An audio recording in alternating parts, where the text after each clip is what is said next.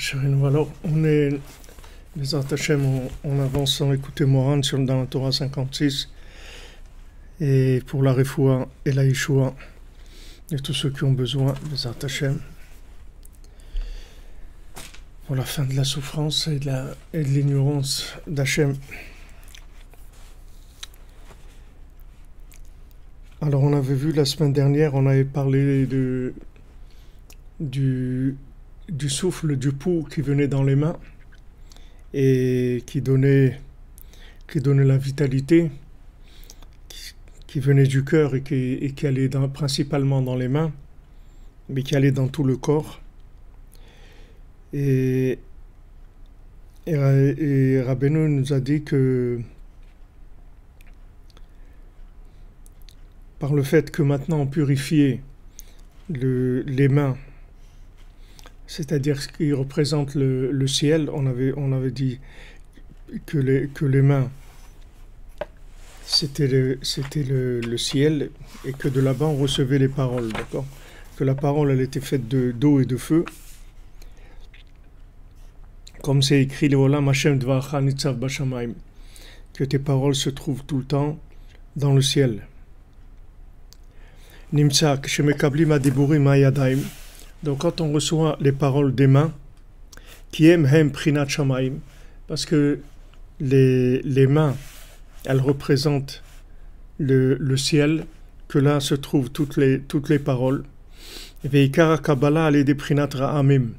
Et on a dit que comment on les recevait grâce au tonnerre. Le tonnerre, c'est quoi? C'est le ruach hadofek, c'est-à-dire le souffle du battement de la pulsation.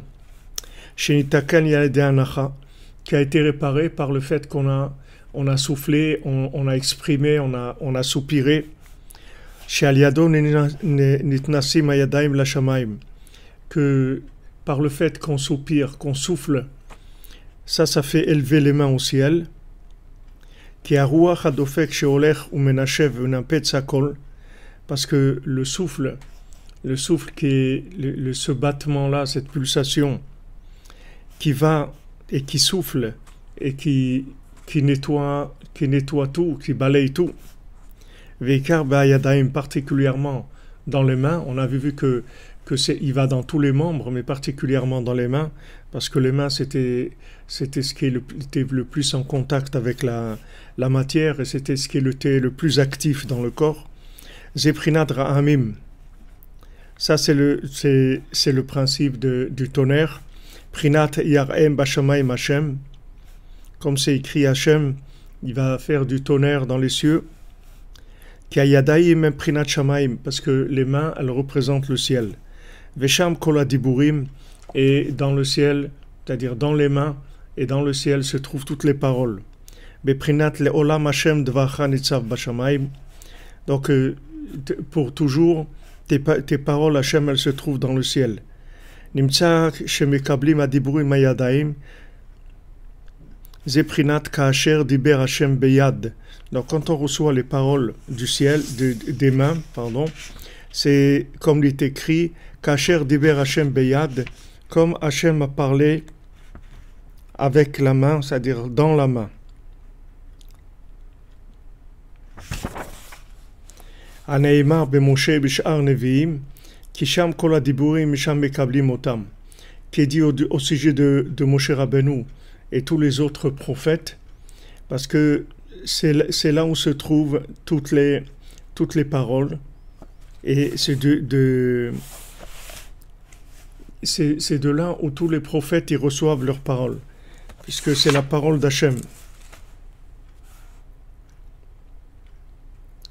Alors pour faire un petit résumé de là où on en est dans l'étude, on avait dit au début que chaque personne a un pouvoir, a du pouvoir, et que ce pouvoir il est de façon révélée ou de façon cachée, et que ce pouvoir il faut l'utiliser pour révéler Hachem et pas pour son profit personnel. Donc pour pouvoir maintenant faire en sorte que ce pouvoir ait de la vitalité, on y attire du da'at, diront de la conscience d'Hachem. Et comment on attire la conscience d'Hachem? En utilisant la parole à haute voix, quand on prie ou quand on étudie, on appelle Hachem. Alors quand on a cette conscience-là, on arrive à révéler Hachem qui est caché et faire connaître Hachem. Et à ce moment-là, on peut arriver à éveiller tous les gens qui dépendent de nous, toutes les âmes qui dépendent de nous, on va les réveiller par le fait que on a de la conscience.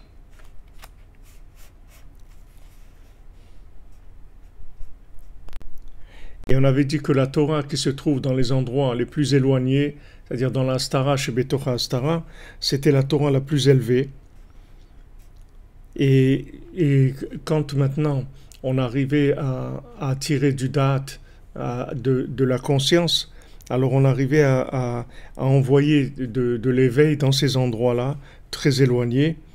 Et à ce moment-là, les âmes qui sont prisonnières là-bas, elles sortent de là.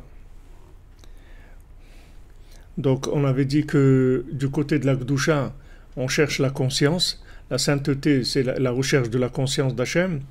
Et d'un autre côté, Haman Amalek, lui, il cherche l'argent.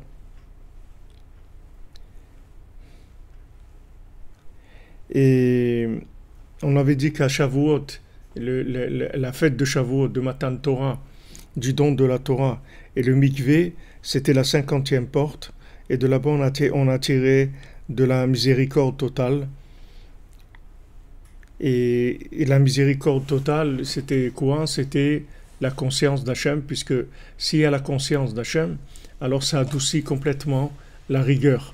La rigueur, elle vient du fait que il n'y a pas de conscience d'Hachem. C'est ça qui entraîne la rigueur dans le monde.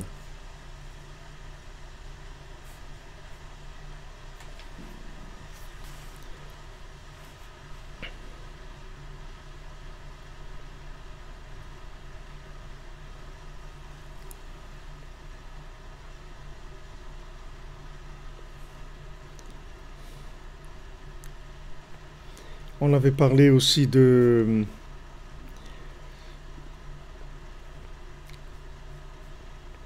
la matzah, on avait parlé du principe de la discussion et du principe de la matzah, et que arriver à la machloket leshem shamaim, c'est-à-dire discuter, et de l'opposition dans les idées, mais dans un but commun d'arriver vers Hachem. Et donc, quand on arrive à cette machloket leshem shamaim, on arrive en fait à du shalom. Alors on avait dit qu'il faut soupirer pour son éloignement d'Hachem. Merci Violet Poème, qu'Hachem vous bénisse. J'avoue à toi pour vous, toute votre famille, depuis Ouman. Et on avait dit que le fait de soupirer, d'exprimer ce qu'on avait comme poussière, comme chose sur le cœur qui empêchait le cœur de battre comme il faut, d'envoyer des pulsations dans le corps. Alors quand on soufflait, on nettoyait le cœur, et à ce moment-là, les mains se libèrent et on peut recevoir des paroles du ciel. Alors Rabbeinu nous dit dans le passage Yud, toujours dans cette Torah, que maintenant, Kol hadiburim shemekablim misham, toutes les paroles qu'on reçoit de là-bas, c'est-à-dire qu'on reçoit des mains. C'est aussi pour ça que Yitzhak, Yitzhak Avinu, il a touché les mains de Yaakov. Il voulait savoir si c'était les mains de Yaakov ou les mains de Esav. Il voulait toucher ses mains. Et quand il a touché ses mains, il a vu que c'était les mains de Esav, et il a dit, tiens, c'est la voix de Yaakov et les mains de Esav. Parce que ça, c'est la perfection. Beprinat Shamaim, Prinat Ra'amim. Alors, quand on reçoit les paroles des mains, c'est-à-dire qu'on reçoit du ciel, qu'on les reçoit de l'endroit où il y a le tonnerre, en leganot et hamekabel afim en halacha kamoto. Alors, il faut pas se moquer et mépriser celui qui reçoit ces paroles, même que la halacha, elle est pas comme lui. C'est-à-dire que maintenant, il va y avoir la saga, c'est-à-dire la compréhension de la chose, et il va y avoir la halakha, c'est-à-dire la conduite dans le monde. Maintenant, il se peut que la conduite, elle n'aille pas d'après le concept d'un tel ou d'un tel. C'est-à-dire que si on prend par exemple pour Hanouka, donc il y a un avis de Hillel et un avis de Shammai. Maintenant, on ne va pas tenir compte de l'avis de Shammai, on va aller selon Hillel. Mais ce n'est pas parce qu'on tient pas compte de son avis que sa façon de voir, elle n'est pas valable. Elle est valable, elle est vraie, mais elle n'est pas utilisée dans l'action pour l'instant. Parce que, pourquoi maintenant il faut respecter sa façon de voir? Parce qu'en fait, il reçoit ces paroles-là du ciel. C'est-à-dire son avis, il vient du ciel. Valken be'emet elu ve'elu divrei Elokim chaim. Et be'emet, les paroles de l'un ou de l'autre, ce sont des paroles de vérité vivante d'Hachem. Seulement, il y en a un qui a été choisi pour être la conduite actuelle et l'autre non. Mais les deux ça vient du ciel. Maintenant, pourquoi le comportement il ne va pas d'après lui, d'après celui qui le second, d'après Shammai, par exemple? Ça, on ne peut pas le comprendre, on ne peut pas atteindre cette compréhension-là. Parce que ça, c'est le principe des tonnerres, d'où il a reçu ces paroles. Chez Ha'em Nehemar, qui est dit sur le tonnerre, Ira Hashem el bekolo niflaot, que Hashem il va faire tonner sa voix, une voix de tonnerre, dans des splendeurs, dans des merveilles. Des hainu she'em be'emet niflaot tamim deim, que be'emet c'est des choses extraordinaires, des splendeurs. V'yefshar lanu le'asik zot.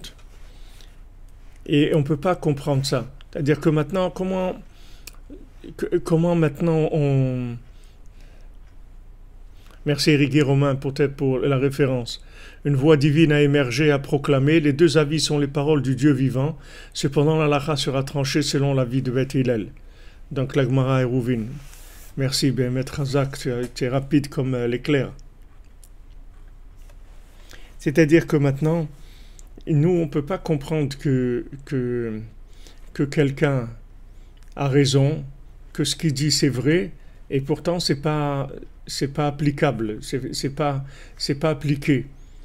Comment on peut comprendre que maintenant Shammai, si ce qu'il dit c'est vrai, alors qu'est-ce que pour nous vrai, ça veut dire automatiquement que c'est vécu mais on voit que non, que c'est quelque chose qui est une des choses étonnantes de la parole d'Hachem, que c'est que la parole d'Hachem, elle peut être vraie, c'est-à-dire que quelqu'un, il peut dire un avis qui est vraiment la parole d'Hachem, qui est la vérité absolue, c'est vraiment de la vérité, et pourtant, on ne va pas tenir compte de ce qu'il dit dans l'action. Ce qu'il dit, c'est vrai, mais dans l'action, ça va être différent. Et ça, c'est le chemin d'Hachem qu'on ne peut pas comprendre.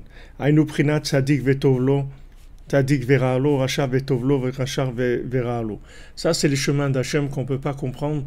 Comment maintenant, il y a un tzaddik que maintenant, il est tzaddik et pourtant il a des problèmes, il souffre.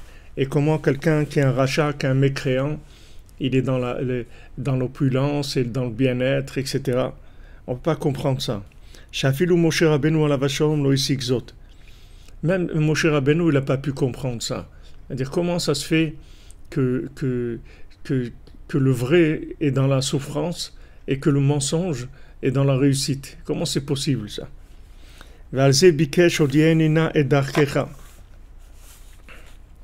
Et sur ça, Moshe Rabbeinu il a demandé à Hachem, s'il te plaît, fais-moi connaître tes chemins, c'est-à-dire fais-moi connaître ta façon de faire, c'est-à-dire je comprends pas ça, je comprends pas comment c'est possible que quelqu'un soit un tzaddik et qui soit dans la souffrance, et quelqu'un il soit un mécréant et qui soit dans la réussite et dans le bien-être. Je ne comprends pas cette opposition-là. C'est pas logique du tout, c'est le contraire de la logique. Ki tzadik vetovlo, zeprinat tzadik she'alacha kamoto. Maintenant, qu'est-ce que c'est un tzadik qu'il est tzadik et que tout va bien pour lui? C'est celui qu'on a choisi son avis dans la halacha, c'est-à-dire le comportement, il va être comme lui.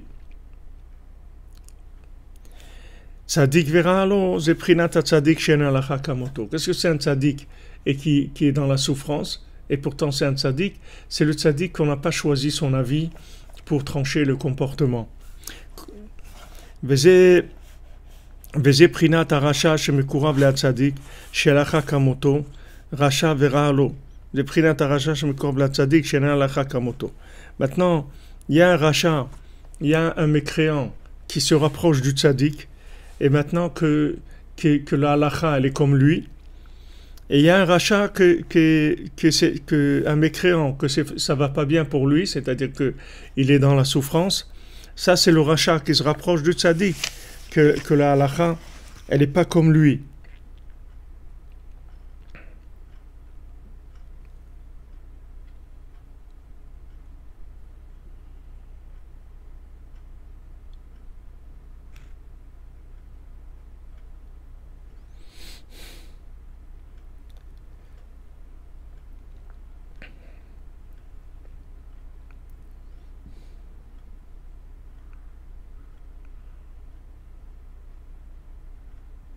C'est-à-dire qu'il peut y avoir des gens qui se rapprochent du tzaddik, et pourtant pour eux c'est très difficile de progresser. C'est-à-dire que ça leur est difficile de progresser parce que la halakha elle n'est pas comme lui, c'est-à-dire comme ce mécréant-là. Donc il a des difficultés, même quand il se rapproche du tzaddik, il a des difficultés. Mais ça ne veut pas dire qu'il n'est pas rapproché du tzaddik. Vafilou Moshe lo isigzot. Même Moshe, il n'a pas pu comprendre cette chose-là. Qui aime prinat darke Hashem, prinat ra'amim, shem niflaot tamim deim, shi efshar le'asig. Parce que ça, c'est les chemins d'Hachem qui sont incompréhensibles. C'est le principe du tonnerre. Alken ki shemekablim diburim men hashamaim et prinat yadaim. Donc quand on reçoit des paroles du ciel, c'est-à-dire des mains, prinat ra'amim, en les ganon toto. C'est-à-dire il ne faut pas le mépriser, même si la halacha n'est pas comme lui. Kizé prinat machloket leshem shamaim, parce que ça c'est le principe de la machloket leshem shamaim, c'est-à-dire qu'il y a des avis différents, mais c'est leshem shamaim. Chez Behemet elu ve'elu divrei Elokim chaim, que Behemet les deux, ce sont des paroles d'Hachem vivantes. Rak sheyefshar le'asig zot, ki hu niflaot tamim deim prinat ra'amim. C'est uniquement qu'on ne peut pas comprendre, mais les deux, ce sont les chemins d'Hachem. C'est-à-dire qu'il peut y avoir une façon complètement opposée de voir les choses, et pourtant les deux choses elles sont vraies. Pour nous on ne peut pas comprendre ça. Si quelqu'un dit il faut aller à droite et l'autre il dit il faut aller à gauche, on ne peut pas comprendre que les deux c'est vrai, parce que ou la vérité c'est d'aller à droite ou d'aller à gauche. On dit non, les deux c'est vrai, mais la décision c'est qu'on a choisi le chemin d'aller à droite. Et ça c'est dans le comportement, mais dans la vérité les deux sont vrais. Celui qui a choisi à droite et celui qui a choisi à gauche, les deux c'est vrai.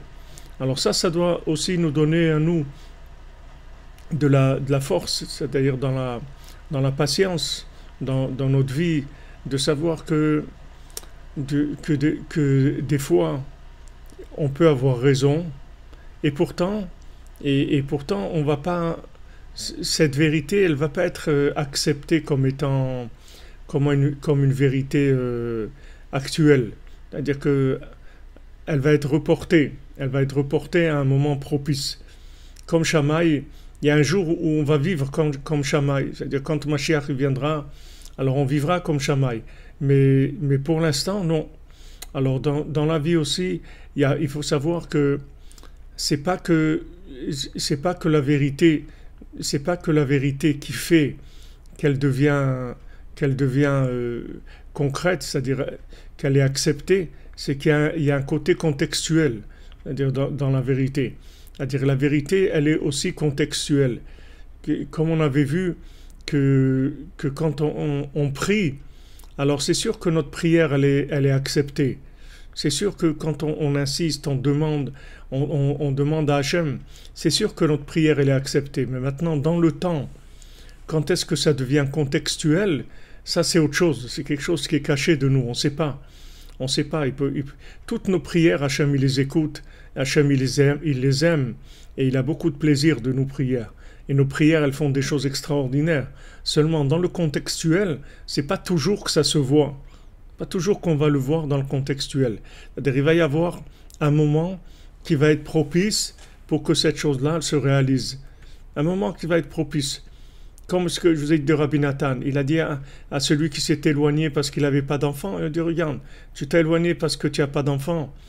Mais sache que j'ai pas la clé des enfants pour avoir des enfants. Et si je ne l'ai pas, il n'y a personne qui l'a. Mais si tu restes avec nous, peut-être qu'un jour, il y aura un moment d'ouverture et tu pourras avoir des enfants. Alors ça a été comme ça, il est resté et après il a eu des enfants. C'est-à-dire que maintenant, il peut y avoir la bénédiction, il peut y avoir la chose qui est déjà, ça a marché déjà, c'est-à-dire la prière a été acceptée, et Bezat Hashem, la chose, on va la voir. Seulement, dans le contextuel, il y a des éléments qui font que la vérité, elle n'est pas toujours actuelle. C'est-à-dire que même si elle est vraie, et ça ne touche pas du tout à la valeur de la vérité elle est ce qu'elle est, mais seulement elle n'est pas encore en place.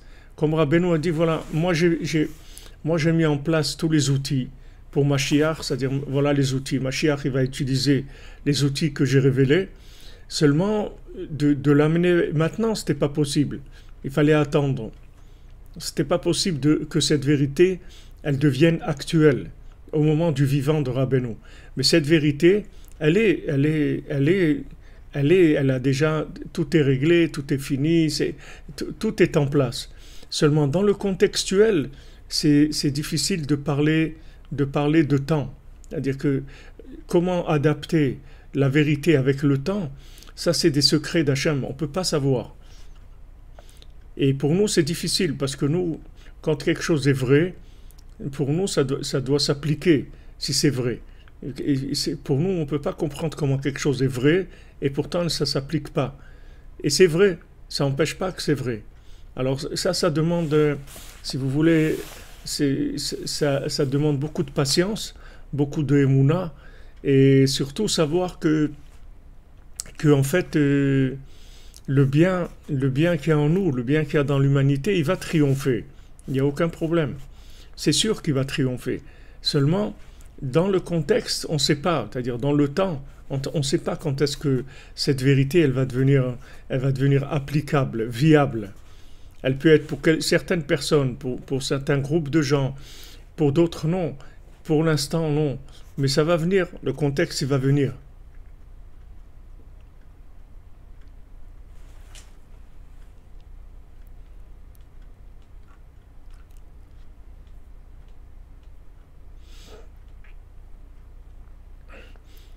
Voilà, c'est-à-dire on a la certitude d'être écouté, que notre prière est écoutée, mais maintenant, quand est-ce que dans l'action, il va y avoir le résultat, le vécu de cette vérité-là, ça dépend pas de nous. On ne sait pas comment ça fonctionne. Parce que nous, voilà, quand on dit si la prière a été acceptée, alors normalement ça doit marcher, on doit arriver tout de suite au résultat. On dit non, ta prière elle a été acceptée, mais dans le temps, alors il y a un facteur temps qui pour l'instant, il n'est pas en mesure de faire vivre la chose. On avait vu ça dans une explication du Sipurim Hasiot, du conte de l'infirme. C'est-à-dire que maintenant, quand on prie, on demande à Hachem, la prière, elle est acceptée. Maintenant, pour que la réalisation de la prière, elle soit dans le temps, le calcul prière, temps, c'est autre chose. C'est-à-dire, on ne sait pas comment ça fonctionne. Mais il faut pas croire que la prière, elle n'a pas été écoutée. Pour nous, la prière qui a été écoutée, ça veut dire que la chose s'est réalisée. Mais c'est pas vrai, c'est pas comme ça. C'est-à-dire que la prière, elle a été écoutée, elle a été acceptée, il n'y a aucun problème. Et pour l'instant, ça ne s'est pas réalisé. Parce que dans le facteur temps, il n'y a pas encore les éléments qu'il faut pour que cette prière, elle se mette en place.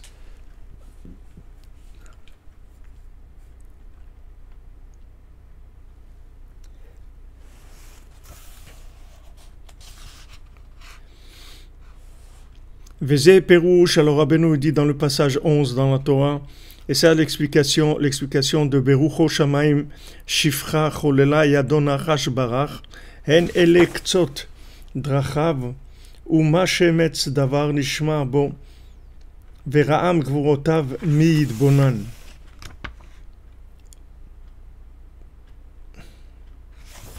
Alors Rabbeinu il dit ici, il rapporte dans Eyov, un passage dans Eyov, Berucho Shamaim Shifra.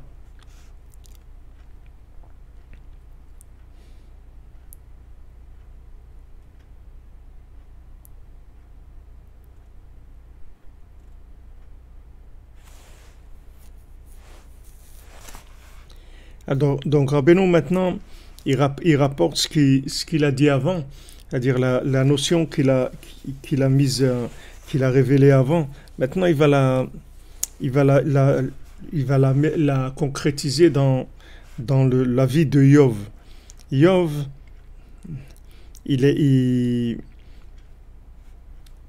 c'était c'était quelqu'un de très riche et qui avait beaucoup d'influence.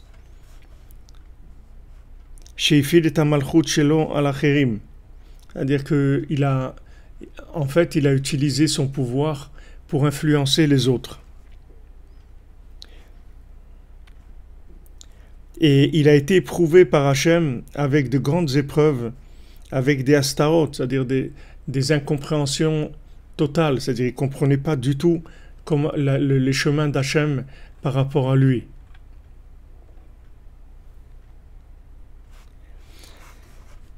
Oui, Yov, c'est Job. Et quand il a cherché, maintenant, comment ça se fait que sa chance, elle était comme ça? Pourquoi il est tombé? Ça marchait pas. Pourquoi sa vie, elle était pas bien? Pourquoi il avait tellement d'épreuves?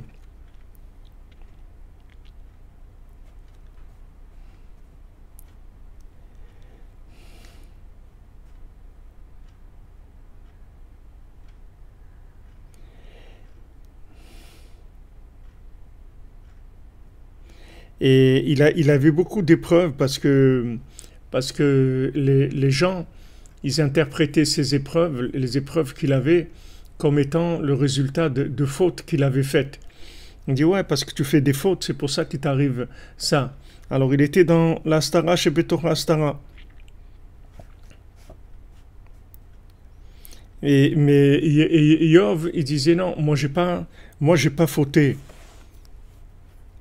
Et il ne pouvait pas comprendre pourquoi Hachem il voulait lui faire des souffrances comme ça.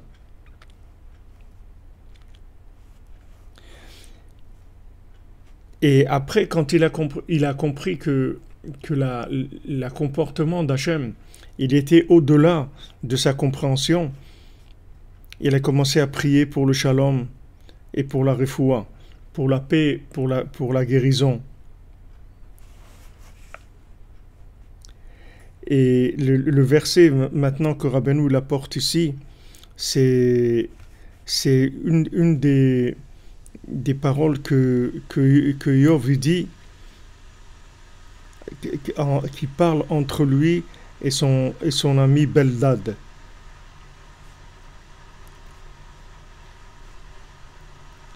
Et avant son ami, il a dit on sait shalom bimromab, celui qui fait le shalom dans ses hauteurs.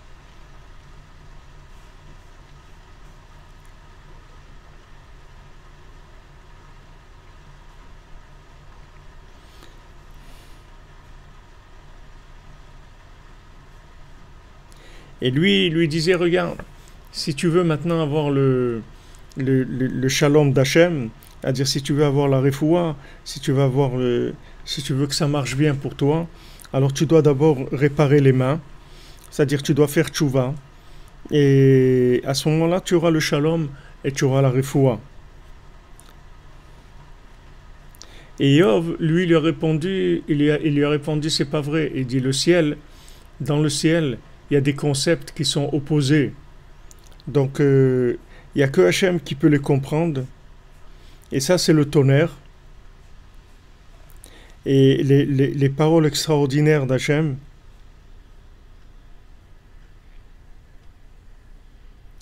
Et donc, lui, il voit sa douleur comme venant en fait de la Machloket Leshem Shamaim, c'est-à-dire de cette discussion-là, qui est en fait une discussion opposée, et pourtant chacun a raison. Et il se voit il se dit non, et lui il dit non, c'est pas vrai, moi normalement, comme je suis, je dois recevoir le shalom, et je dois recevoir la guérison.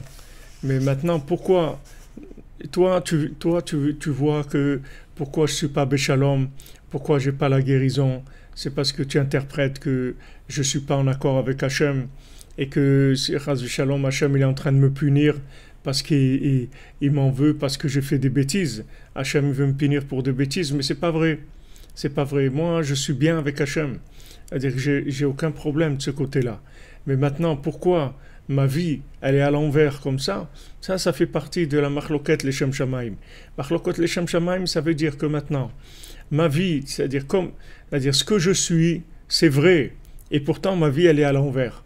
Et pourtant, je suis vrai. Et pourtant, ma vie, elle est à l'envers. Alors ça, c'est très difficile à comprendre. C'est pas difficile à comprendre, c'est incompréhensible.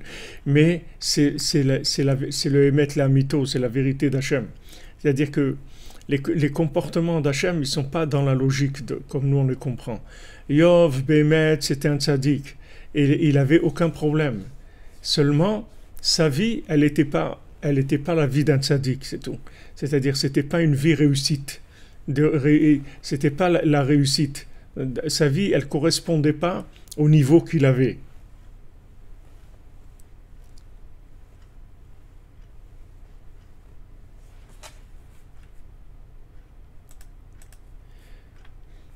Voilà,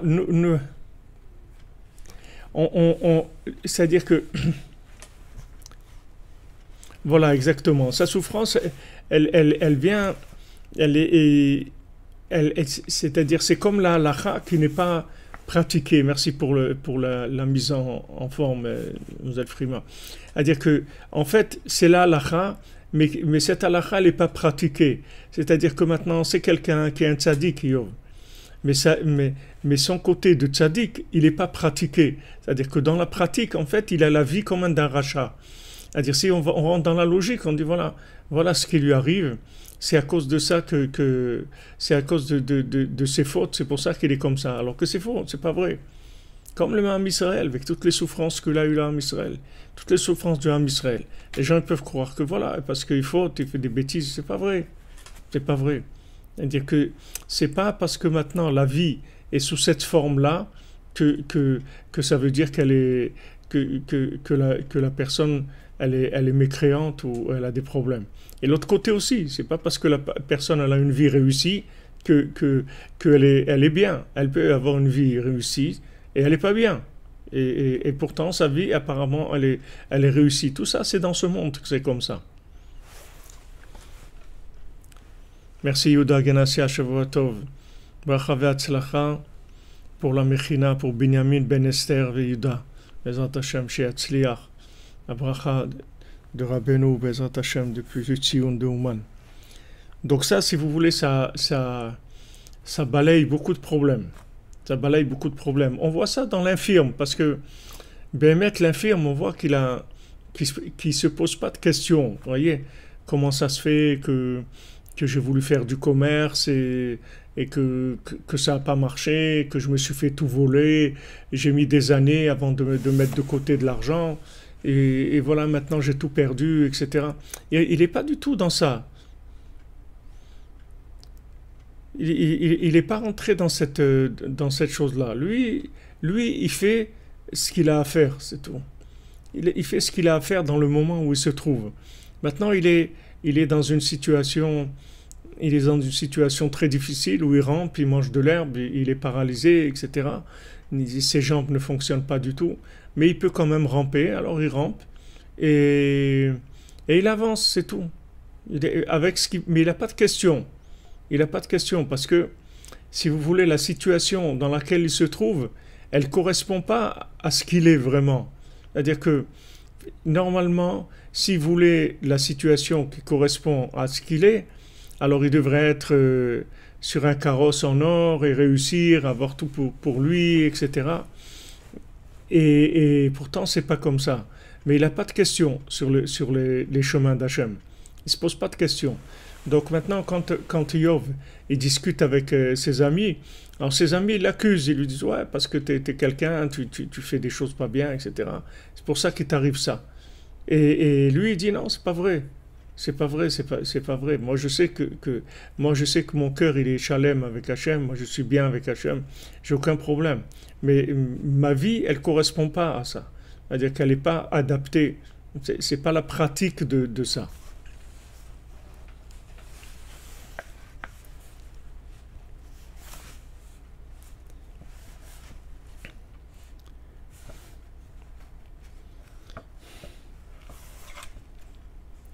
Alors, quand maintenant il dit Beruach Shamaim Shifra, c'est-à-dire dans le souffle qui est la pulsation, vient souffler dans les mains, qui est le principe du ciel, c'est Prinat Beruach Shamaim Shifra, qu'alidé Ruach Adofek Kanal, ou Mezaker ou Meshaper Hashamaim. C'est-à-dire par le fait maintenant qu'il y a les pulsations du cœur qui viennent dans les mains, ça purifie le ciel, c'est-à-dire les mains.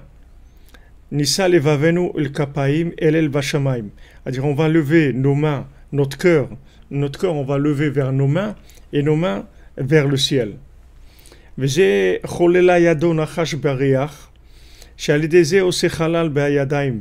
C'est-à-dire avec ça, il fait le vide dans les mains, qu'au début, elles étaient lourdes et fermées par la tristesse. Vous vous souvenez qu'on avait dit que la tristesse, ça paralysait les mains. Donc maintenant, quand il envoie de la vitalité dans les mains, il débarrasse les mains de cette lourdeur et du côté fermé qu'il y a dans les mains. Chez Uzoa Matanachash, que maintenant, la tristesse, c'est quoi? C'est tout le poison du serpent, c'est la tristesse. Maintenant, quand il annule la morsure, l'emprise du serpent, et maintenant son cœur il commence à retrouver ses pulsations normales, à ce moment-là, les mains elles commencent à s'élever, et le ciel se purifie. Et à ce moment-là, on peut recevoir des paroles du ciel, Prinat Machloket Leshem Shamaim. C'est-à-dire à ce moment-là, ça devient de l'opposition, mais Leshem Shamaim. Chez Prinat Darke Hashem, que ça c'est le chemin d'Hachem, qui Behemet Elouvel ou Devre Lokem Chaim. Parce que Behemet, les deux avis sont entièrement vrais. Vezehen Elexot Dachav. C'est-à-dire que maintenant, ça c'est les chemins d'Hachem. C'est-à-dire que maintenant, on ne peut pas comprendre comment le bien il réussit pas et comment le mal il réussit dans le monde. Comment le mal il s'installe et comment le bien il a du mal à sortir.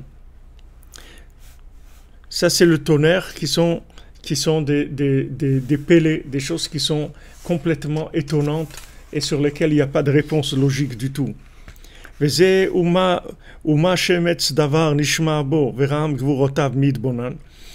que dans ces paroles-là qu'on reçoit du ciel, c'est-à-dire qu'il ne faut pas du tout mépriser ces paroles-là, c'est-à-dire qu'il ne faut pas du tout mépriser la vie de la personne que pratiquement on n'a pas retenu son avis dans l'action. Vasur le ganot et amekabel, afim en alacha kamoto. Donc il faut savoir que lui, il a reçu ces paroles du ciel, et pourtant la halacha, elle n'est pas comme lui. C'est-à-dire le comportement, pratiquement, on ne va pas tenir compte de son avis. Af im en alacha kamoto, que ze prinat darke Hashem, prinat rahamim sheyefshar lehavin leasig. Donc ça, c'est le chemin d'Hachem qu'on ne peut pas comprendre. Vezeu ma shemetz davar, ainu she'en baem shum gnut. C'est-à-dire il n'y a pas du tout quelque chose de pas bien, c'est-à-dire il ne faut pas du tout mépriser la vie de celui que pratiquement on n'a pas appliqué son avis.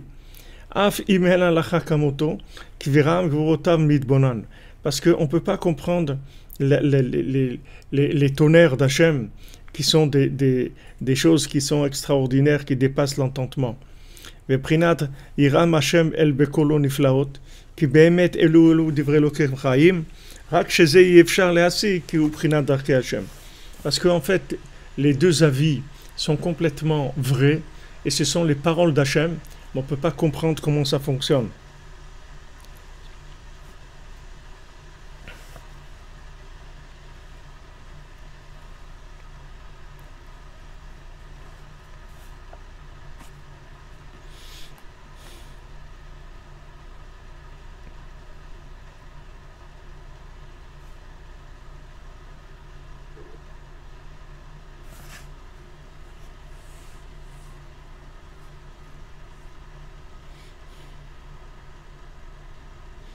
Et en fait,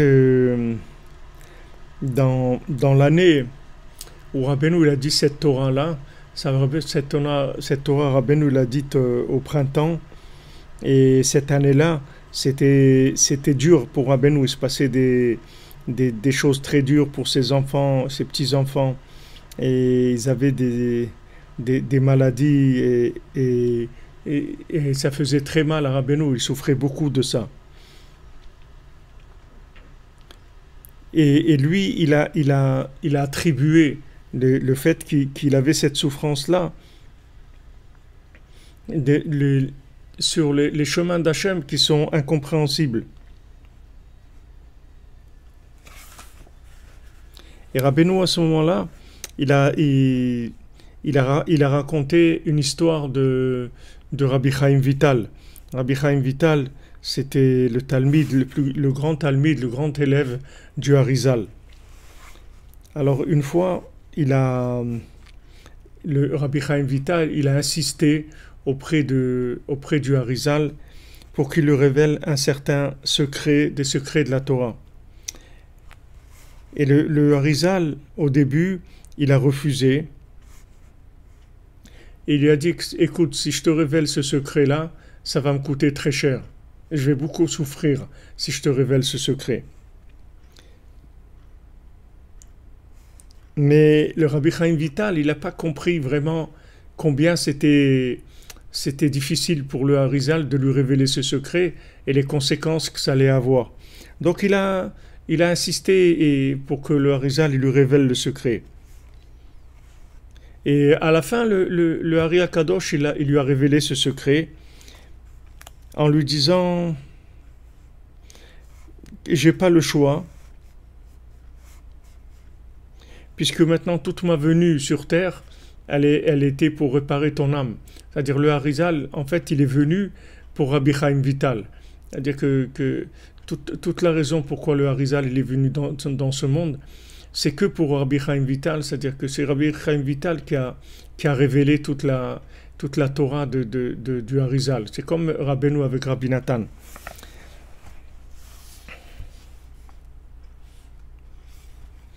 Et une semaine après, il y a le fils du Harizal qui est décédé. Et Rabbeinu, donc quand il y a eu cette histoire, donc l'histoire c'est quoi? C'est que Rabbi Chaim Vital il demande au Harizal de lui révéler un secret de la Torah. Le Harizal il lui dit, écoute, si je te révèle ce secret, ça va me coûter très cher, je vais souffrir de ça. Le Rabbi Chaim Vital il ne se rend pas compte jusqu'où ça va, et il insiste. Donc le Harizal il n'avait pas le choix, puisqu'il est venu pour révéler la Torah de la Kabbalah dans le monde à travers Rabbi Chaim Vital.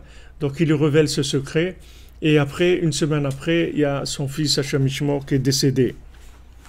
Alors Rabbeinu, il a dit, voilà un exemple des nistarot, des côtés cachés d'Hachem. Voilà les côtés cachés d'Hachem. Le Harizal, il était obligé de révéler ce secret à Rabbi Chaim Vital, puisque maintenant, toute la raison pourquoi le Harizal il est venu dans le monde, c'est pour révéler des secrets à Rabbi Chaim Vital qui allait ensuite les révéler au monde. Et malgré ça, il a souffert de ça, qu'il a révélé ces secrets-là.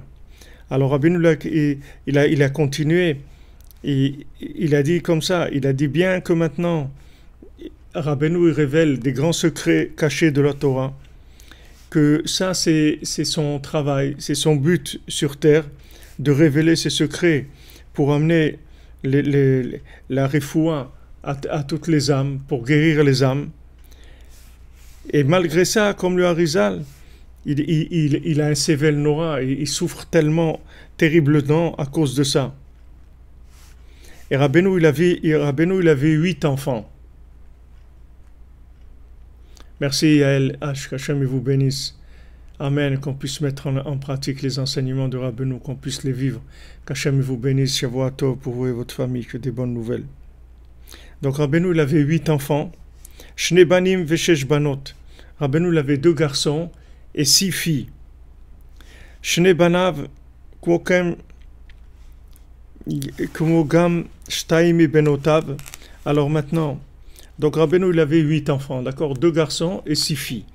Les 2 garçons et aussi 2 filles, ils sont décédés quand ils étaient enfants. Et donc maintenant, il lui restait 4 filles à Rabbeinu, d'accord? Et une, elle est décédée sans avoir d'enfant. Et aussi, ces petits-enfants, Rabbeinu, aussi, ils ont eu beaucoup de problèmes. Et Rabbeinu, il n'avait aucun doute que ça, c'était un exemple vivant des chemins d'Hachem qu'on ne peut pas comprendre.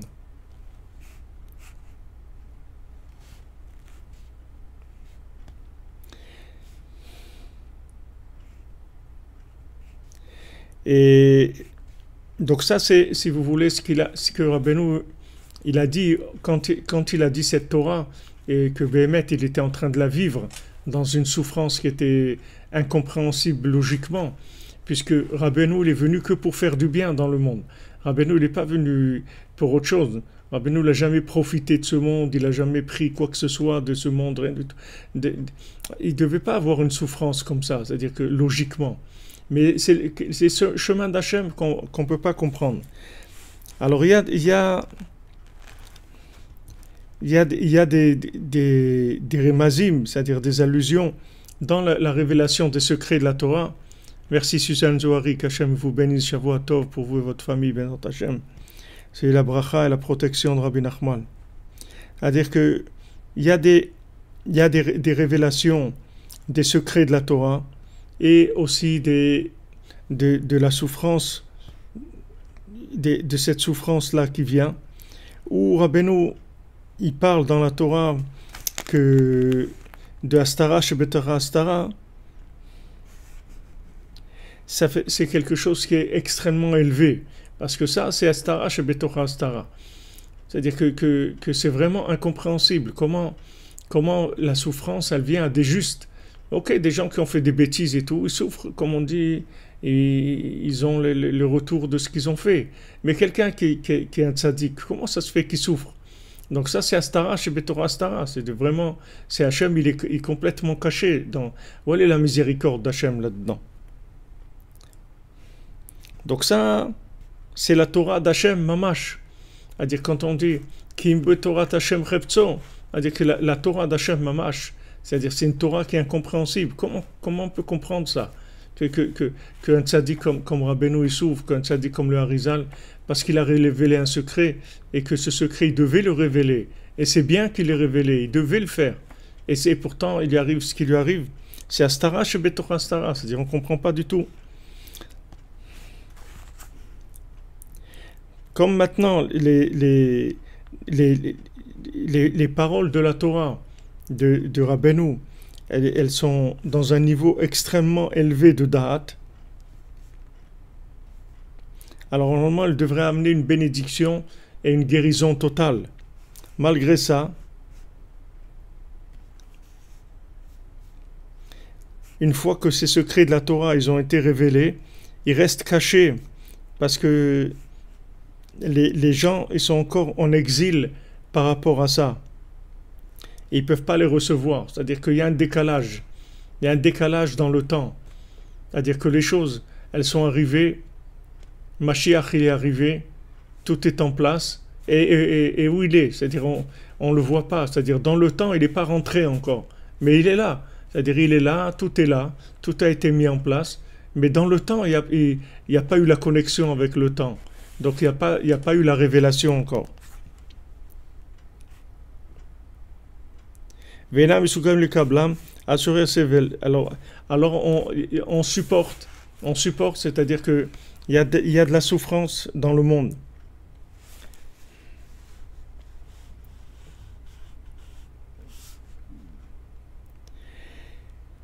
Et comme Rabbeinu lui-même, il a révélé des secrets extrêmement profonds de la Torah, et que ces secrets-là, normalement, ils devraient amener une guérison totale au monde.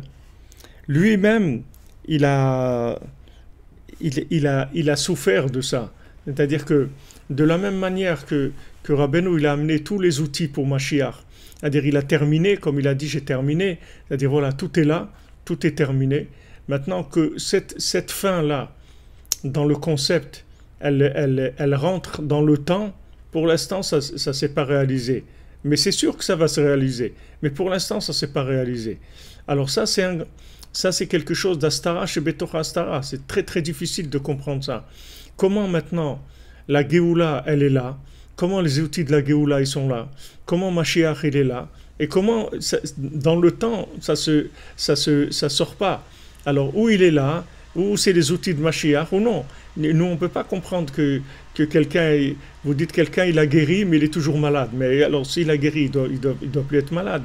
C'est-à-dire qu'on ne comprend pas cette attitude-là. Merci Jean-Luc Terrier, Hachem vous bénisse. La bracha de Rabbeinu, Bezat Hachem, toujours avec vous pour vous bénir, vous protéger. Vous comprenez, on n'arrive pas à gérer cette chose-là. Il faut savoir que nous, on ne doit pas tenir compte de ce qu'on voit ou de ce qu'on comprend. Nous, on doit appliquer les conseils de Rabbeinu. Parce que les conseils de Rabbeinu, ce sont des vrais conseils messianiques. Et chaque chose qu'on fait de Rabbeinu, Béhémet, ça nous répare, ça répare le monde. Ce sont des choses extraordinaires. Maintenant, l'effet du médicament dans le corps, il n'est pas encore, c'est pas manifesté, mais il va se manifester. C'est sûr qu'il va se manifester. Parce que ça aussi, ça fait partie des garanties que Rabbeinu il a données. Alors maintenant, bien sûr que c'est dur. Quand on a fait Bodédout des années, quand quelqu'un veut se marier, ça fait des années qu'il demande à Hachem et qu'il n'arrive pas, qu'il ne voit pas le résultat. C'est sûr que c'est difficile. On souffre de ça. Mais il faut savoir que la véritable souffrance, qu'est-ce qui s'appelle une véritable souffrance? C'est l'ignorance d'Hachem, l'ignorance du tzaddik. C'est ça la véritable souffrance. En aniyut la minadat, la pauvreté, la vraie pauvreté, c'est l'inconscience. Ça, c'est la vraie pauvreté. Mais si quelqu'un, imda'at kanita machasarta, Rabbeinu, il rapporte ça de nos sages, si tu as la conscience, qu'est-ce qui te manque?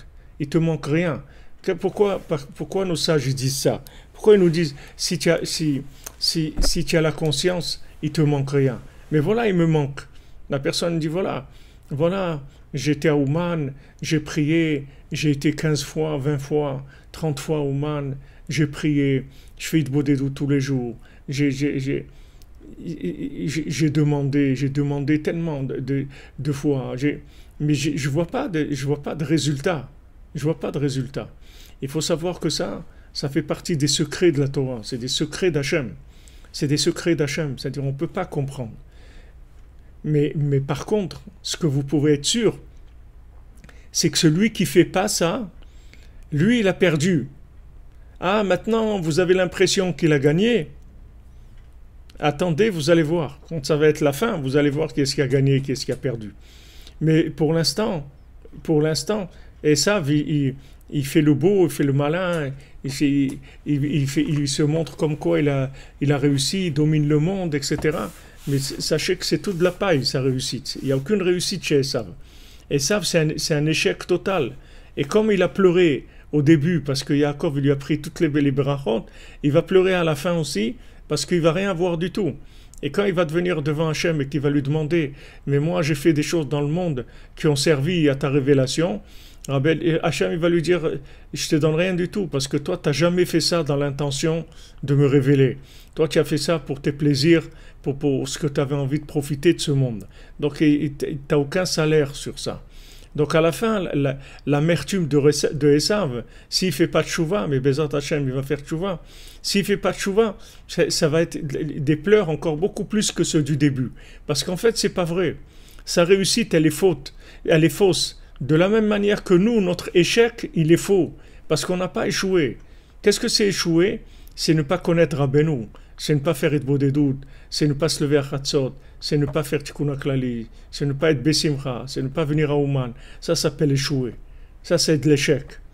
Même si vous voyez quelqu'un qui a réussi, qui est super, et trucs et tout, si maintenant, il a pas ça, il a rien. Il a rien. Imda'at krasarta, si la conscience, tu n'as pas la conscience véritable, makanita, qu'est-ce que tu as acquis? Tu n'as rien acquis du tout. Tu n'as rien. Bémet, tu n'as rien. Il y avait un Breslever à Ouman, il était pauvre, très pauvre, et malade, et il était tellement pauvre que sa ceinture, la ceinture qu'il avait, c'était de la paille. Il tressait de la paille comme ça, il faisait son gartel, la ceinture pour prier, il la faisait avec ça. Il n'avait rien. Il était pauvre. Il raconte les murs de sa maison, c'était de la glace en hiver. Il était très pauvre. Mais, Chatzot tous les soirs, jusqu'au matin, étudier la Torah et tout. Et quand il est décédé, qu'est-ce qui est venu l'enterrement? Ils avaient du difficulté à trouver un minyan pour son enterrement. Qu'est-ce qui est venu pour son enterrement? Tu vois, quelqu'un de... Alors, il y avait Rav Aaron Kiblitcher. Rav Aaron Kiblitcher, il y a son gendre qui lui a demandé, il lui a dit, mais Rav Aaron, regardez, un homme de ce niveau-là, qu'on sait comment c'était un tzaddik et tout, comment il n'y a même pas un minyan pour venir l'accompagner et tout. Alors Rav Aaron Kiblitcher lui a dit, ce qui compte, c'est pas ceux qui l'accompagnent ici. Ce qui compte, c'est que ceux qui viennent l'accueillir de l'autre côté. Et de l'autre côté, tu peux être sûr qu'il y a des milliers de tzaddikim qui viennent l'accueillir. De l'autre côté, c'est ça qui compte. C'est pas ceux qui l'accompagnent ici. Alors qu'il y a le contraire aussi. Il y a des gens ici qui sont accompagnés avec la fanfare. Et de l'autre côté, Hachem Mishmor, comme Rabbeinu l'a porté du Maharsha, qu'il n'allait pas dans les... On lui a dit de venir pour un enterrement et tout. Le Maharsha, il était dans son étude et tout, il n'a pas été. Alors ils ont insisté, ils ont dit, mais quand vous ne pouvez pas, en tant que rave et tout, vous devez venir, etc. Bon, quand il est venu, et quand ils étaient dans l'enterrement, c'était une personne très importante. Alors quand ils étaient dans l'enterrement, le Maharsha, il a fait quelque chose, et les gens, ils ont vu combien de milliers de démons il y avait autour de cette personne-là, Hachem Mishmor. Donc maintenant, c'est pas, si vous voulez, ce qui compte dans ce monde, c'est le Emet les Amito, c'est-à-dire où est-ce qu'on est vraiment. Maintenant, si dans la réalité, c'est Emet les Amito, il ne s'est pas réalisé, ça va se réaliser. C'est une question de temps, mais ça va se réaliser, c'est sûr. De la même manière que celui que vous voyez qui a réussi, soi-disant, dans le mensonge, vous pouvez être sûr que c'est de la paille. Vous allez voir qu'il va finir sur la paille, comme on dit. C'est-à-dire, il va finir, il ne restera rien. Maintenant, il a l'air de faire le beau, le fanfaron, ouais, etc., de diriger des choses dans le monde. Mais vous verrez qu'il ne restera rien de ces gens-là. Il ne restera rien. Regardez combien de Rechaïm il y a eu dans le monde. Combien de Réchaïm qu'il y a eu dans le monde, il est rien resté d'eux. Rien. Tout ce qu'ils ont fait souffrir les gens, tout ce ils ont fait comme, comme des tyrans, des choses terribles qu'ils ont fait dans le monde. Il n'est rien resté d'eux. Et d'un autre côté, des tzadikim, bon Hachem, vous voyez, ils sont toujours vivants, ils ont des élèves, ils enseignent, ils continuent leurs enseignements à être là, à vivre, à donner de la vitalité. Donc ce qui compte en fait, c'est notre conscience. La conscience, c'est ça le point de vérité. Le point de vérité, c'est la conscience qu'on a d'Hachem. C'est ça notre point de vérité. Et du moment où maintenant on est attaché au tzaddik, on fait ses conseils, alors on sait qu'on a réussi notre vie. Maintenant, si dans la réalisation dans le concret, on n'a pas vu les résultats, on ne sait pas pourquoi c'est comme ça. Mais ce qui est sûr, c'est qu'on a réussi. Ça, c'est sûr. Celui qui est avec Moshe Rabbeinu, celui qui est avec le tzaddik, c'est sûr qu'il a réussi. Et celui qui n'est pas avec le tzaddik, c'est sûr qu'il a échoué. Même si vous voyez apparemment qu'il a réussi. Tout ça, c'est dans l'apparence. Donc il ne faut pas prêter attention à ça. Si vous voyez Rabbi Nachman, comment il a souffert, etc. Parce qu'il a révélé des secrets qui sont des secrets de Hastara chez Betoch Hastara. C'est-à-dire il a révélé des secrets qui sont la parole d'Hachem. Et comme la parole d'Hachem, elle est incompréhensible, de la même manière, sa vie à lui, elle était incompréhensible. C'est-à-dire que comment il a tellement souffert, alors qu'est-ce qu'il est venu que faire du bien dans le monde? Pourquoi tellement de souffrance? C'est pas quelque chose qu'on peut comprendre. On ne peut pas comprendre. Mais ce qui est sûr, c'est qu'il a réussi. La preuve, c'est qu'il a réussi. Voilà, il a des milliers d'élèves. 200 ans après sa venue dans le monde, il a des milliers d'élèves. Alors qu'il y a des gens qui étaient beaucoup plus connus que lui et qui ont réussi et tout, et restent aujourd'hui, qu'est-ce qu'ils parlent d'eux? On les a oubliés complètement. Donc ça, c'est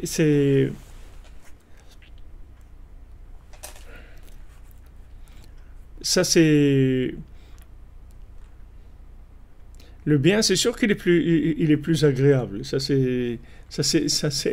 On préfère le bien, ça c'est sûr, il n'y a aucun doute. On demande à Hachem on demande à Hachem de nous joindre l'utile à l'agréable. Ça c'est vadaï. On demande on demande le lien entre la vérité et la réalité. On veut que la vérité elle soit réalité. Ça c'est sûr qu'on veut. Mais dire dans la conscience de l'individu, c'est là où tout se trouve. C'est-à-dire que même maintenant, si on n'a pas le pouvoir, quand le roi dit à son fils, regarde, tu vas perdre le pouvoir, je le vois, tu es un roi, je te donne la royauté, mais tu vas perdre le pouvoir, je le vois que tu vas perdre le pouvoir. Alors sois Bessimra, continue à être Bessimra, parce que même quand tu vas perdre le pouvoir, reste Bessimra.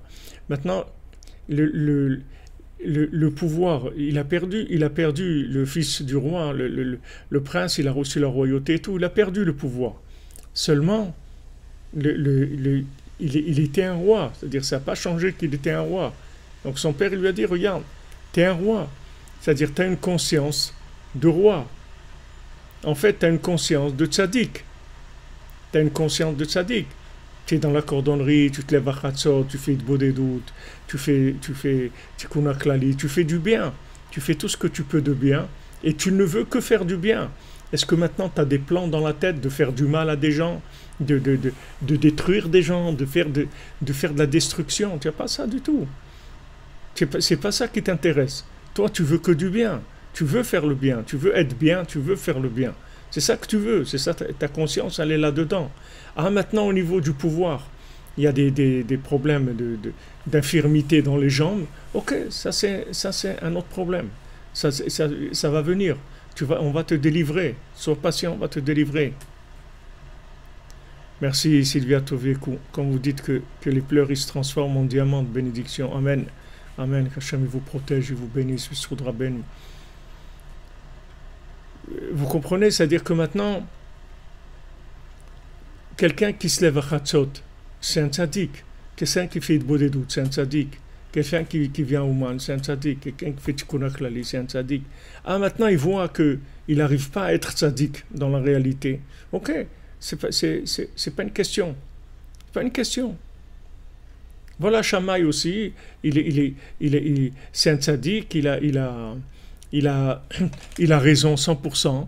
Et pourtant, quand on arrive dans les pieds, dans la pratique, on lui dit, on s'excuse, mais votre avis n'a pas été retenu. Mais comment? C'est la vérité ou pas? Oui, c'est la vérité. Alors pourquoi? C'est pas pourquoi. On ne peut pas comprendre ça. C'est-à-dire, Shammai, il a raison. Il a raison. C'est-à-dire, ce qu'il dit, c'est émettre les amito. Et pourtant, dans les pieds, il n'y a pas. On a choisi Hillel. On n'a pas choisi Shammai. Est-ce que Hillel, c'est mieux que Shammai? Non.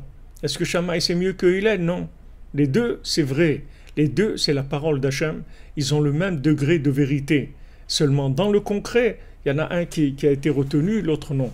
Mais ça ne change pas la valeur des deux. C'est-à-dire que maintenant, notre valeur, elle se trouve dans notre vouloir et dans nos intentions. C'est là où elle se trouve, notre valeur. C'est pas dans ce qu'on a fait. Maintenant, c'est sûr que Esav, que lui, comme c'est tout du mensonge, alors lui, il juge que justement, que par les pieds, c'est-à-dire que il voit où sont les pieds et il dit voilà, c'est ça ce que tu es en fait. Et c'est pas vrai. C'est pas vrai.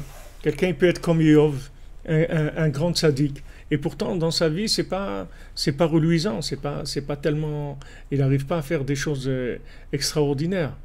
À dire, on peut être des tzadikim, vraiment, et des tzadikim, vraiment, c'est quoi? C'est des gens qui écoutent Rabbi Nachman, c'est ça des tzadikim.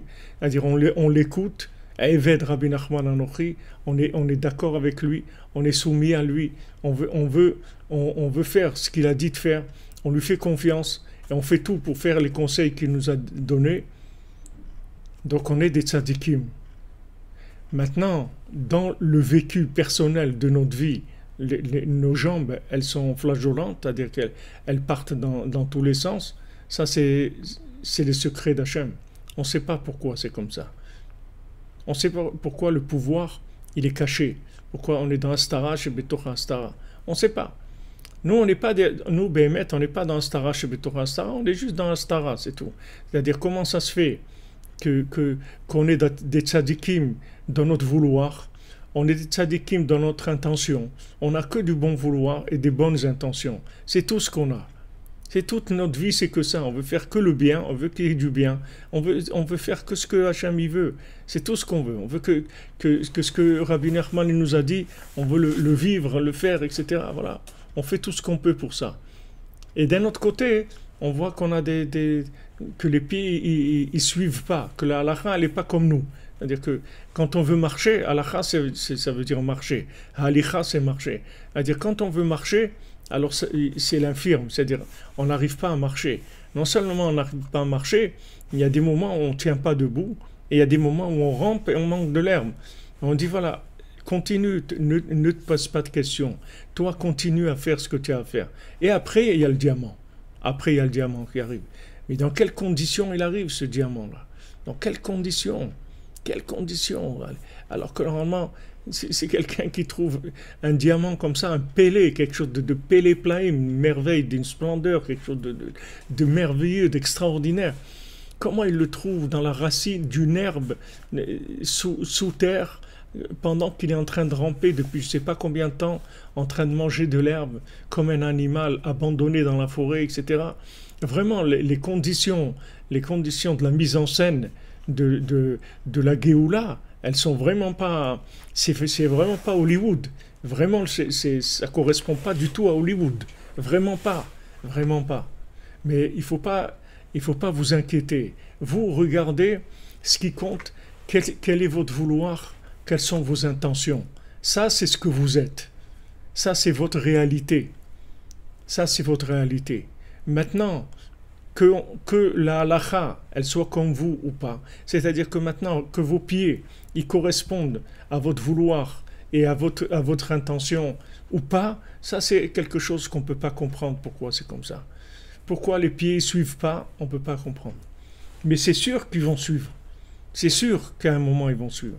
C'est sûr qu'à un moment, on va trouver cette poudre-là, et c'est sûr que nos pieds vont guérir. C'est sûr. Ça, c'est certain, Rabbeinu l'a garanti. Donc, ce qui compte, c'est ça. Ne regardez pas les gens, soi-disant, qui ont réussi. Ne regardez pas ça.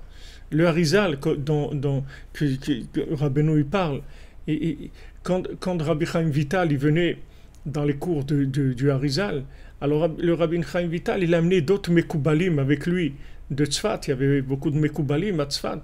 Donc il les a amenés avec lui. Il a dit, venez, il y a un cours maintenant du Harizal. Alors une fois, le Harizal, il l'a pris de côté. Il lui a dit, ne m'amène pas des gens. Je t'ai dit, je suis venu pour t'enseigner à toi, c'est tout. Ne m'amène pas des gens. Ne m'amène pas cela. Et le Rabbi Chaim Vital, il était très étonné parce que tous ces Mekoubalim, ils étaient beaucoup plus grands que lui. Ils étaient beaucoup plus érudits que lui. C'est-à-dire, dans l'apparence, eux, ils étaient beaucoup plus grands que lui. Et pourtant, lui, il était beaucoup plus grand que tous ensemble, le Rabbi Chaim Vital. Seulement, ça ne se voyait pas. Ça ne se voyait pas. Le fruit, il n'était pas encore, il n'était pas sorti encore. Et en fait, qui est-ce qui a transmis tous les enseignements du Harizal? C'est Rabbi Chaim Vital. Les autres Mekoubalim, ils en ont profité comme tous les élèves qui ont profité de ça. Mais c'est, le Harizal, il a dit Rabbi Chaim Vital, je suis venu que pour toi, c'est tout. Ne me les amène pas, ces gens-là. Et Rabbi Chaim Vital, il ne comprenait pas. Le Harizal lui dit, toi, tu vois l'extérieur des gens. Toi, tu ne sais pas qu'est-ce qu'il y a derrière.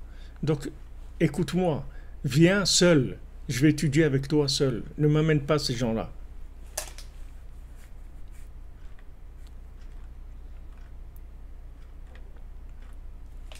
C'est-à-dire que maintenant, on se trouve dans Ketzaplaot, c'est-à-dire la fin des merveilles.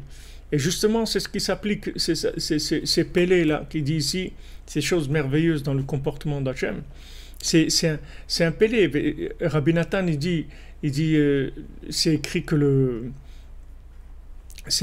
Mashiach, il va venir, que le Mashiach, il va venir, alors que sans qu'on s'en rende compte, c'est-à-dire de façon comme ça, soudaine. Mais Rabbi Nathan, il l'a dit une fois il était enthousiasmé, très enthousiasmé, il dit le Mashiach, il va venir, c'est-à-dire que maintenant, on va pas se rendre compte, et il est là. Il dit peut-être qu'il est là maintenant, et qu'on ne se rend pas compte qu'il est là. C'est-à-dire que maintenant, une personne, elle peut être complètement déjà messianique dans sa conscience, et dans son vouloir, dans ses intentions. Béhémet, elle est complètement messianique déjà.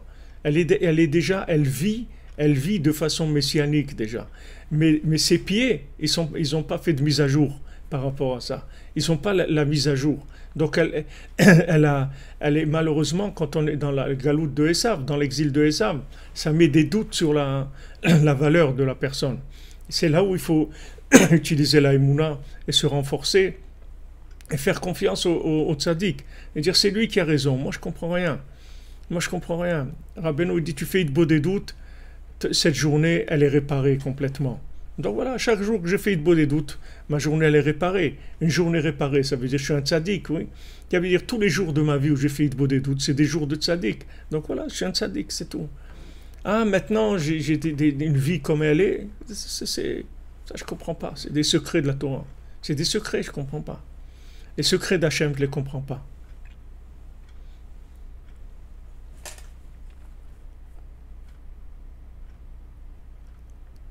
Exactement. Un rachat, c'est celui qui ne veut pas d'Hachem. Admatai, qu'est-ce que vous voulez Admatai? C'est pas nous qui tenons les boutons. On ne sait pas. Notre problème, c'est pas Admatai. Notre problème, c'est pas Admatai.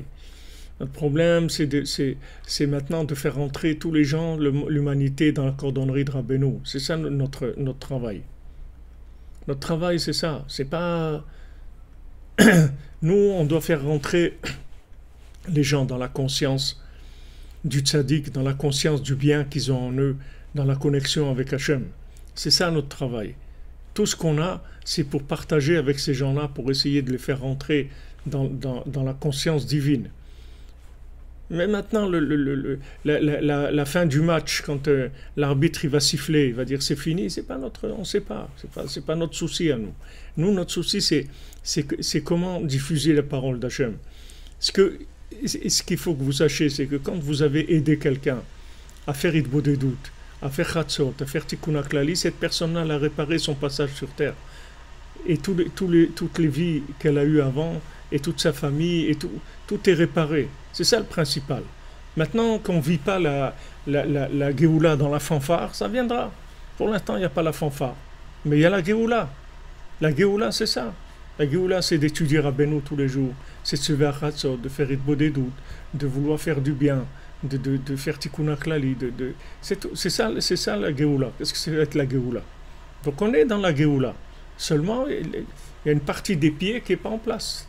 Mais ça va venir, Bézat Hashem.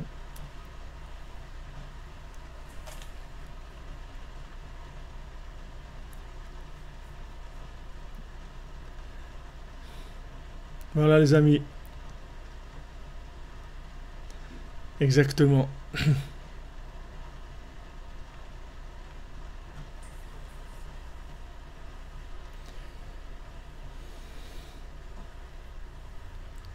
Voilà, la situation qu'on vit avec toute cette pandémie et les trucs et les masques et les confinements et toutes ça c'est Hollywood, ça. C'est pas ça le principal. Le principal, c'est de tenir dans la conscience, de ne pas se révolter, de ne pas s'énerver, de faire ce qu'on a à faire, c'est tout. Merci Nexus Miller. Hachem vous bénisse. Bracha de Rabbeinu. Ouais, c'est de la comédie, c'est des bouffons, c'est tout. Ouais, ça y est, combien de temps ils vont faire leur bouffonnerie? Ils nous ont fatigués avec leur bouffonnerie. Ça ne nous intéresse plus, leurs histoires. Un, il sort le vaccin, l'autre il dit ça sert à rien le vaccin, l'autre il dit le vaccin il tue, l'autre il dit il n'y a plus besoin de vaccin parce qu'en fait c'est terminé la pandémie. Ils rendent les gens fous, c'est tout. Ils veulent rendre les gens fous. Mais Baruch Hashem, que comme je vous ai dit cette nuit, ça sort. C'est ça qui est merveilleux. Avant, quelqu'un il sortait un vaccin, waouh, tout le monde applaudissait, bravo, bravo, Mazal Tov, extraordinaire, ça y est, il a trouvé le vaccin. Et maintenant, c'est pas comme ça. Il trouve le vaccin, son collègue il dit, mais le vaccin il sert à rien parce que c'est terminé. Ah bon? Et l'autre il dit, attention, ce vaccin il tue, et donc ne prends pas le vaccin. Ils rendent les gens fous. Alors qu'est-ce qu'ils font? Les gens ils disent, regarde. Regardez. En fait, je vous ai écouté à tous. Vous dites que vous avez un vaccin, d'accord? L'autre, il dit qu'il n'y a plus besoin de vaccin. Et l'autre, il dit que le vaccin est tue. Donc, gardez vos vaccins, faites ce que vous voulez avec. Moi j'ai autre chose à faire dans ce monde. Comme on dit, vous m'avez vacciné déjà. Avec votre mensonge, vous m'avez vacciné. Laissez-moi tranquille. Merci Benjamin Bokel, qu'Hachem te bénisse, Shavua Tov, Zchut Rabbeinu.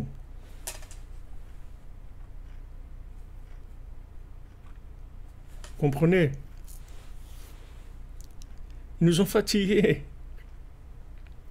Ils nous ont fatigués. Ils veulent nous rendre fous. Mais Baruch Hashem, vous voyez que dans notre quotidien, ce qu'on a à faire, on le fait, c'est ça le principal. Ce qu'on a à faire, que la vie, la vraie vie, on le fait. Le reste. Voilà exactement. Quand vous dites, Ben Séraphin, on a une chaussure à 3 coins, c'est tout. Amen. Amen. Merci les amis pour vos bénédictions. Le cirque Harmar, ouais, le cirque Harmar, on est vraiment c'est vraiment un cirque. Ils ont dégoûté les gens, même d'Hollywood, les gens ils sont dégoûtés. C'est-à-dire que même des gens qui auraient voulu un peu leur faire confiance et croire qu'ils sont sérieux, ils peuvent pas. Ils peuvent plus leur faire leur confiance. Comment vous faire confiance à quelqu'un qui vous dit voilà le vaccin, l'autre il dit il n'y a plus besoin de vaccin et l'autre il dit le vaccin il tue. Donc c'est quoi? C'est-à-dire c'est la folie qui sort complètement.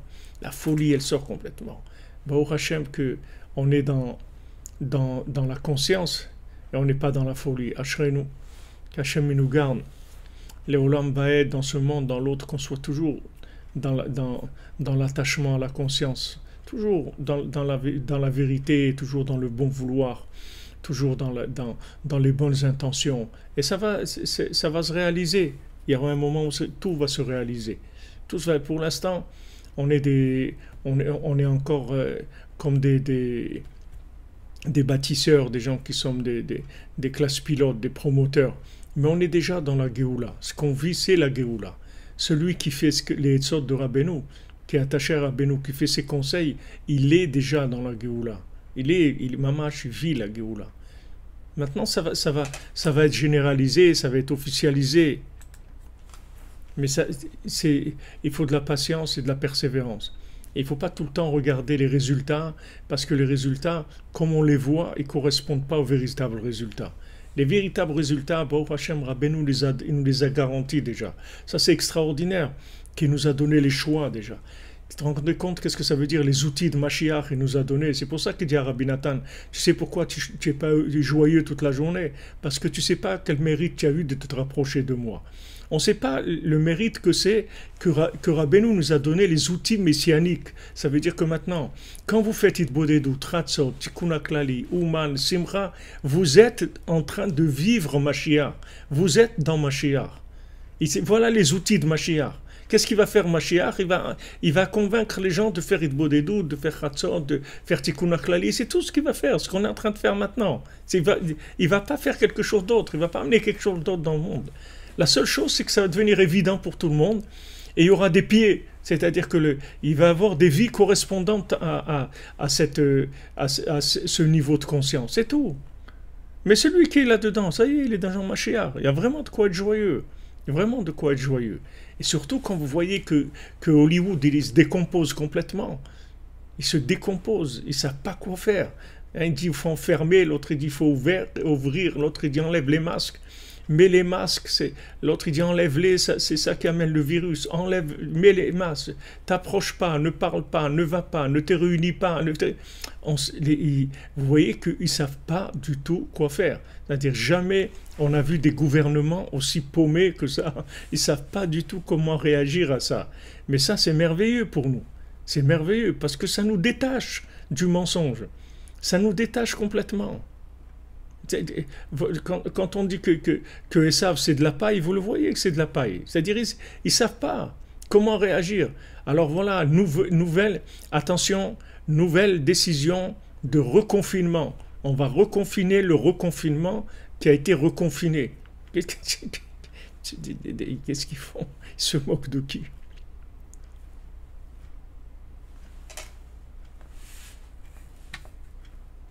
Voilà les amis, Be'atzlacha, Shavua Tov, de bonnes nouvelles. On se retrouve tout à l'heure, Bezat Hashem, pour le Sipurim Masiot. Amen, merci pour vos bénédictions, pour vous aussi. Hashem vous bénisse. Je m'excuse, je ne vais pas dire les noms, que Bezat Hashem, ce qu'on a fait, l'étude, ce soit pour la Refoua, pour la Tzlacha de tout le monde, et pour tous les noms qu'on a aussi, qu'on a dit, la Ilon Nishmat et la délivrance pour tout le monde. Là, je dois m'arrêter parce que Mincha, c'est déjà très tard. Bezrat Hashem, Be'atzlacha les amis, que des bonnes nouvelles. À tout à l'heure.